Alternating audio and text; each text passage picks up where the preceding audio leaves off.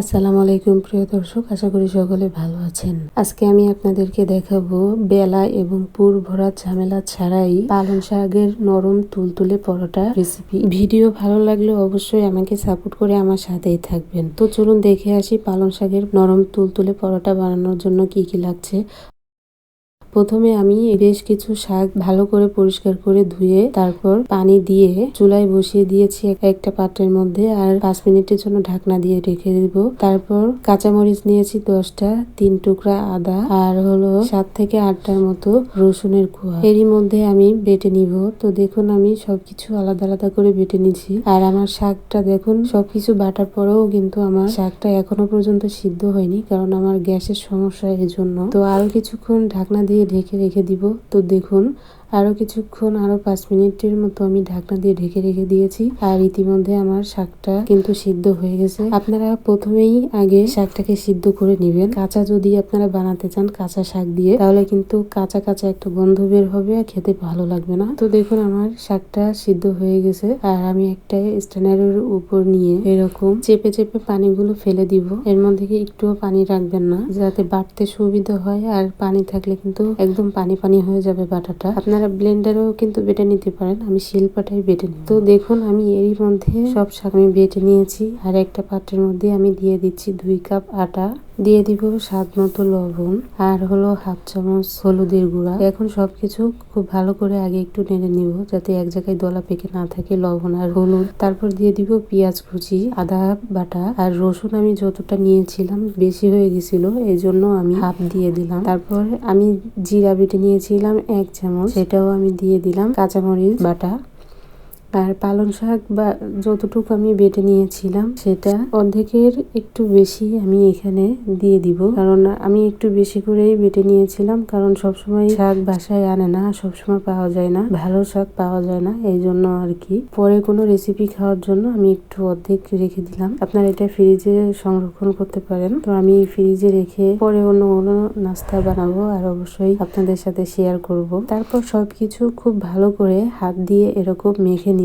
আগে থেকেই কোনোভাবে পানি দিবেন না, সবকিছু একসঙ্গে খুব ভালো করে হাত দিয়ে মেখে নেবেন। আর সমস্ত কিছু হাত দিয়ে মেখে নেওয়ার চেষ্টা করবেন, তাহলে যে কোনো খাবারের জিনিস ভীষণ টেস্টি লাগে যদি হাত দিয়ে মেখে নেন তাহলে। তো সবকিছু আমার খুব ভালো মতো মাখা হয়ে গেলে আমি এখন দিয়ে দিব পানি। আগে 1 কাপ দিয়ে খুব ভালো করে মেখে নিলাম হাত দিয়ে। আর একটা আলু, মাঝারি সাইজের একটা আলু, আমি আলু কুচোনো মেশিন দিয়ে কুচিয়ে রেখেছিলাম, তাই এখানে অ্যাড করে দিলাম। তবে আপনারা চাইলে আলুটাকে স্কিপ করতে পারেন, আমার ইচ্ছা হচ্ছিল দিতে, এই জন্য আমি দিলাম। তো সবকিছু আবারও খুব ভালো করে মিশিয়ে নিব। তারপর আরো 1 কাপ দিয়ে দিলাম। এরকম অল্প অল্প পানি দিয়ে হাত দিয়ে এরকম ভাবে মেখে নিতে হবে, যাতে ভিতরে কোনো দলা না থাকে, তার জন্য। এরকম হাত দিয়ে মেখে নিলে দলা থাকবে না, কোনো দলা না থাকার জন্য পরোটাটা খুব সুন্দর হবে খেতে এবং সফট হবে, নরম হবে। দেখুন আমি আরো পানি দিয়ে দিচ্ছি অল্প অল্প করে, আমার মনে হচ্ছে আরো পানি লাগবে।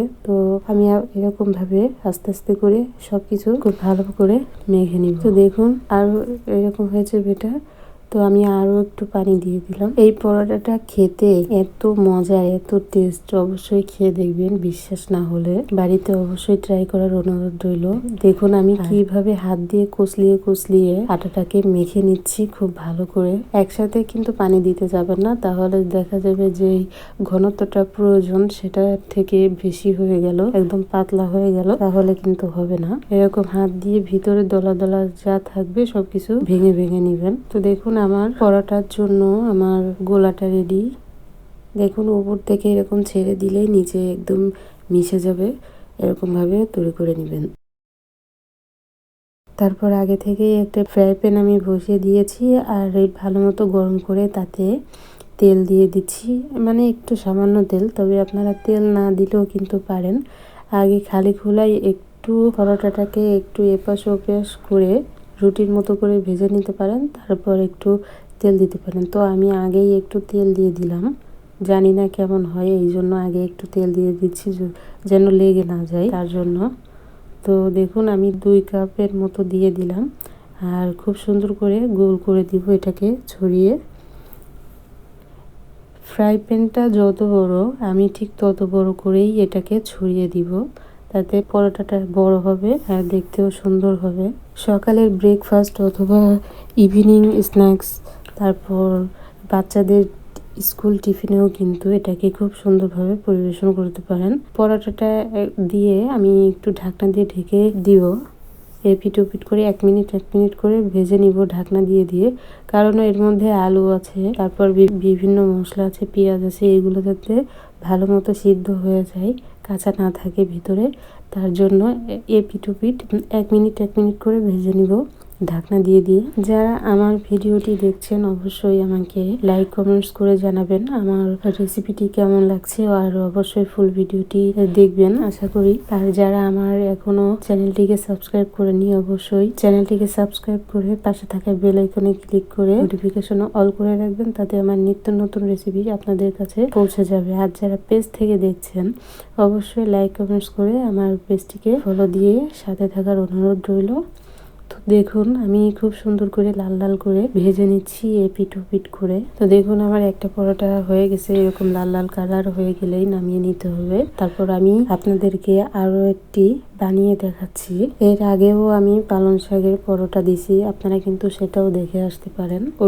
ওইটা ছিল বেলে তারপরে পরোটা তৈরি করে নিয়েছিলাম, আর এটা হলো না বেলাই, মানে বেলা ছাড়াই পরোটা, বেলার ঝামেলা থাকে না। সবগুলো পরোটা আগে একটু কোনোরকম ভেজে নেবেন, তারপর আস্তে আস্তে তেল দিবেন, তাহলে দেখবেন যে কিছুটা এই পরোটাটা কিছুটা ফুলে, আবার মানে খুব বেশি ফুলে না, একটু মানে সামান্য একটু ফুলে। আপনাদের যদি খুব বেশি ফুলে তাহলে অবশ্যই আমার সাথে শেয়ার করবেন। সামান্য একটু ফুলে, খুব বেশি কিন্তু ফুলেনি আমার এখানে, জাস্ট একটু লাল লাল কালার হয়ে গেলেই নামিয়ে নিয়েছি। আর ভিতরে কিন্তু একেবারেই কোনো কাঁচা গন্ধ, তারপর আটার কাঁচা তো এটাও কিন্তু নেই, সবকিছু কিন্তু সেদ্ধ হয়ে গেছে খুব সুন্দর করে। আপনারা বাড়িতে যখন ট্রাই করবেন ঠিক তখন আপনারা বুঝতে পারবেন। আর এই পরোটা বানাতে কিন্তু খুব বেশি সময়ও লাগে না, খুব তাড়াতাড়ি কিন্তু হয়ে যায়। তো দেখতে পাচ্ছেন আমি একে একে সব পরোটা ভেজে নিচ্ছি।